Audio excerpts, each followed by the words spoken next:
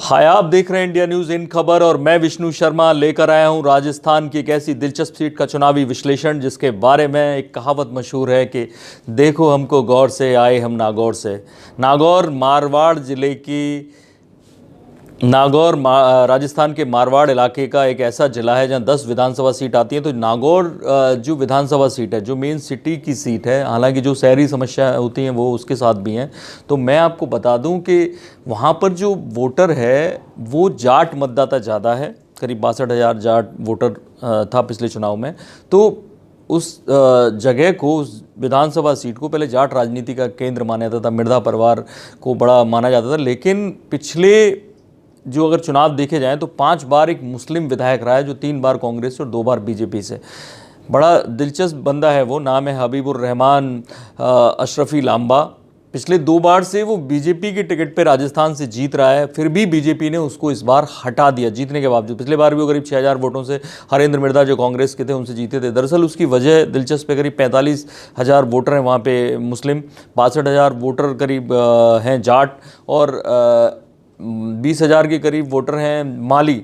अनुसूचित जाति जनजाति के भी 40-45,000 वोटर हैं।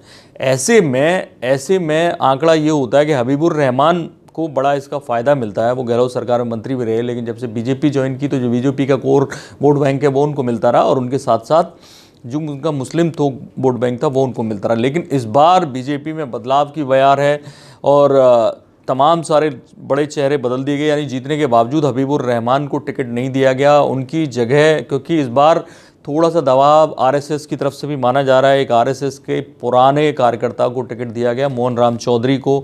मोहन राम चौधरी प्रदेश उपाध्यक्ष रह चुके हैं। इस बार शायद ये भी दबाव होगा कि क्यों ना जाट को टिकट दिया जाए। लगातार वहाँ से 5 बार विधायक बीच बीच में बनते रहे हबीबुर रहमान। तो ऐसे में जाट वोटर का भी प्रेशर रहा होगा और आरएसएस का भी प्रेशर रहा होगा। तो उन्होंने जैसे ही हटाया, तुरंत से हबीबुर रहमान वापस अपनी पार्टी कांग्रेस में हो गए, क्योंकि वैसे भी जो हरेंद्र मिर्धा उनके खिलाफ चुनाव लड़ रहे थे, 2 बार से हार रहे थे। इस बार उनके जीतने की उम्मीद कम थी, तो पार्टी ने हबीबुर रहमान को टिकट देना घर वापसी के बाद उचित समझा।